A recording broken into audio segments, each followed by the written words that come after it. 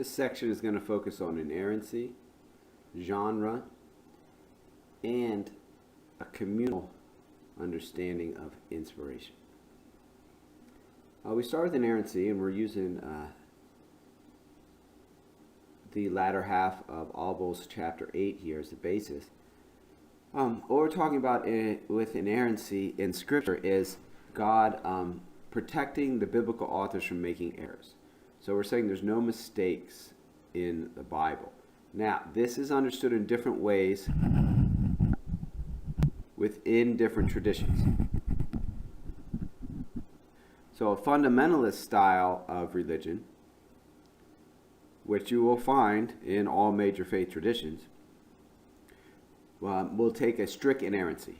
You know, they might say there's no errors of any kind in our sacred text.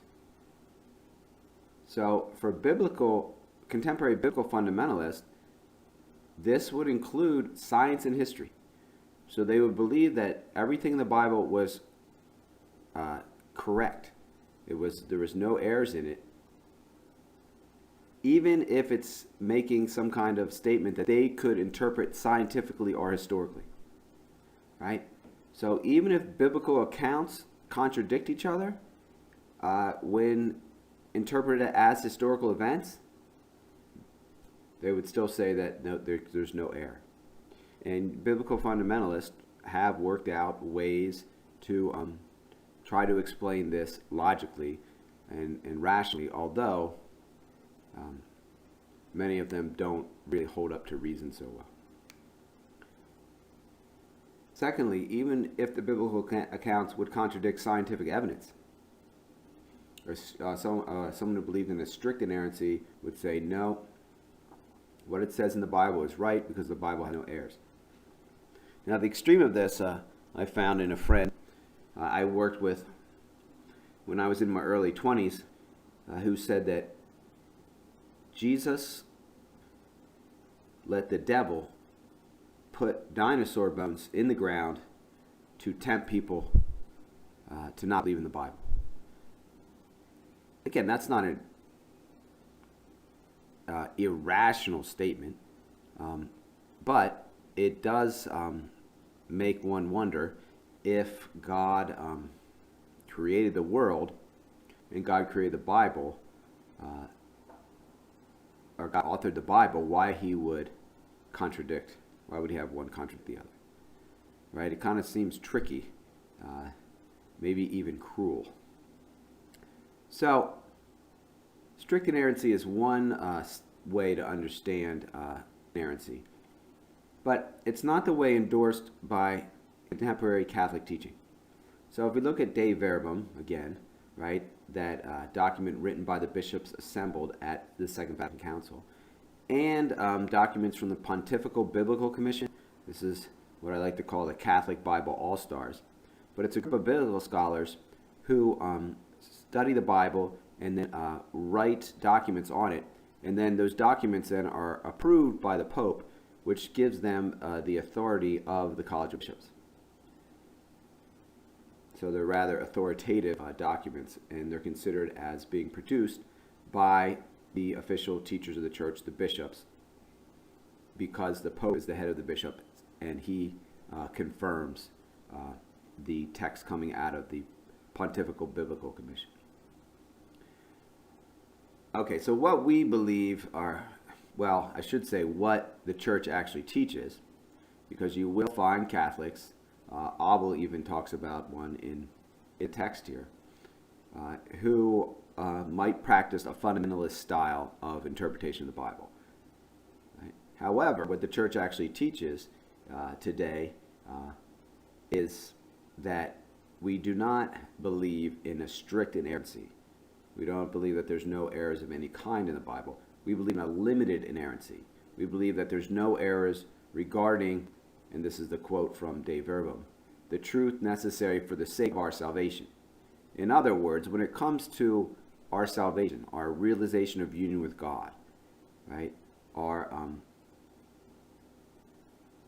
goal and end as a human person, when it comes to finding this true happiness, when it comes to realizing God's presence in our lives and learning to love like He loves.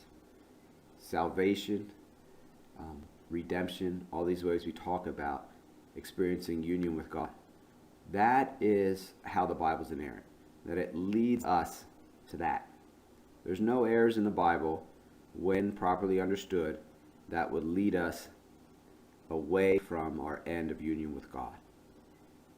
Now, this does not apply to science and history, because that was not the intention of God when moving the biblical authors to write. He wasn't trying to teach people science and history. He was trying to reveal himself to us, so that he could share himself with us and we could find true happiness in life with him.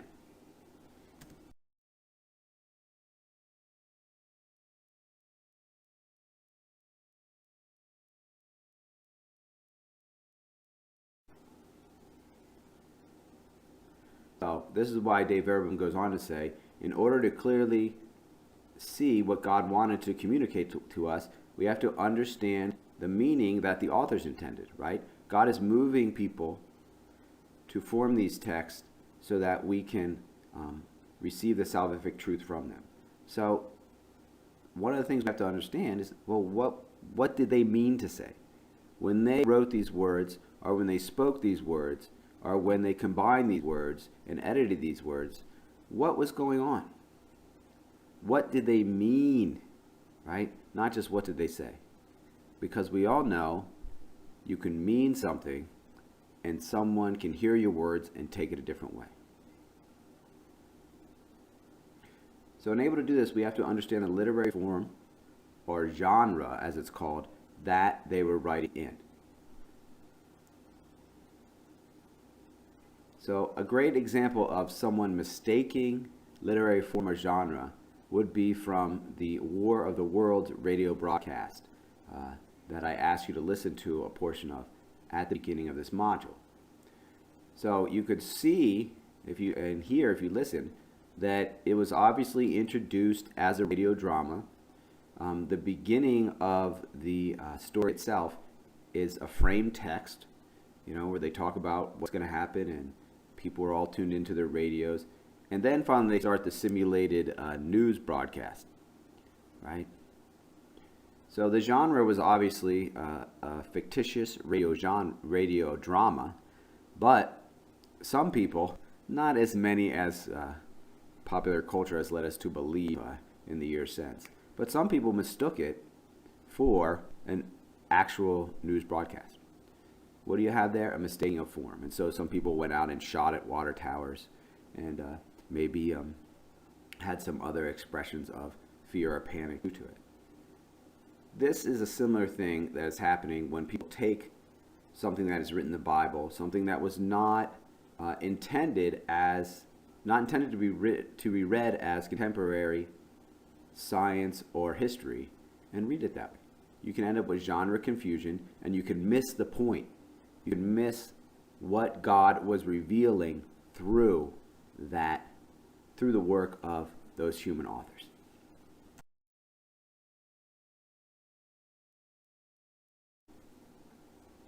So, for example, the story of Jonah, right, where Jonah is swallowed by a giant fish, regurgitated on the beach someplace.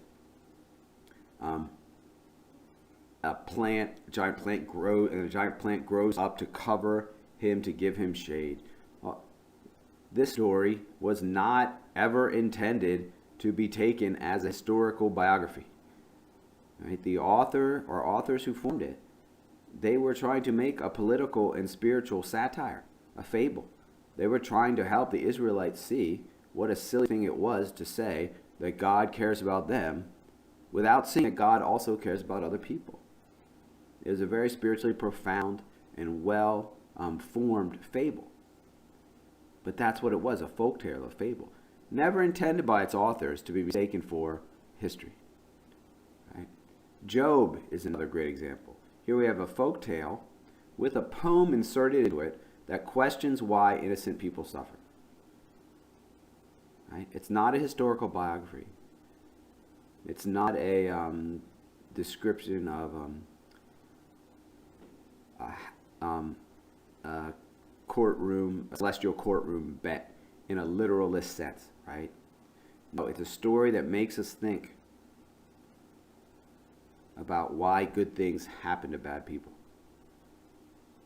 And it's a story that helps us understand how faith in God can help us transcend that suffering.